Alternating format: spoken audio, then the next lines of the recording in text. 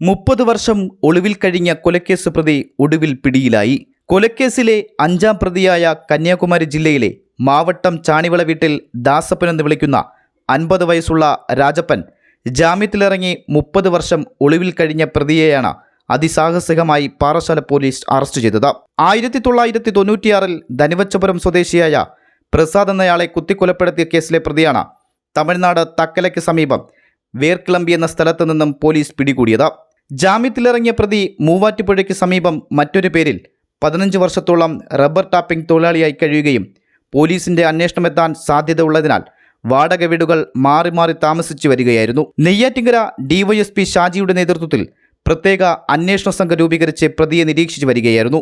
22 വയസ്സുള്ള പ്രസാദ് എന്നയാളെ മോഷണ ശ്രമത്തിനിടയിൽ വന്നപ്പോൾ മോഷ്ടിക്കാൻ 7 പേര് ഒരുമിച്ച് മോഷ്ടിക്കാൻ റോബറിക്ക് വന്നപ്പോൾ തടഞ്ഞ പ്രസാദ് എന്ന ആളെ 22 വയസ്സുള്ള പ്രസാദിനെ പാര കൊണ്ട് കുത്തി കൊലപ്പെടുത്തിയ കേസിലെ പ്രതിയെയാണ് ഇപ്പോൾ അറസ്റ്റ് ചെയ്തിരിക്കുന്നത്.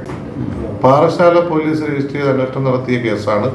ഇപ്പോൾ ഈ പ്രതിയെ അറസ്റ്റ് ചെയ്തിരിക്കുന്ന പാറശാലയിലാണ്. പാറശാല SHOയും പാറശാല SIയും അവിടെയുള്ള പോലീസ് ഉദ്യോഗസ്ഥരുടെ ഒരു ടീമിനെ ഇതിനായിട്ട് നിയോഗിച്ചിരുന്നു. അവർ വളരെ ശ്രമഫലമായിട്ടാണ് ഇത് അറസ്റ്റ് ചെയ്യാൻ സാധിച്ചത്. Parassala SHO Saji SS, SI Deepu SS, civil police ഓഫീസർമാരായ ഷാജൻ, സാജൻ, അഭിലാഷ് എന്നിവരടങ്ങിയ സ്പെഷ്യൽ സ്ക്വാഡാണ് പ്രതിയെ പിടികൂടിയത്.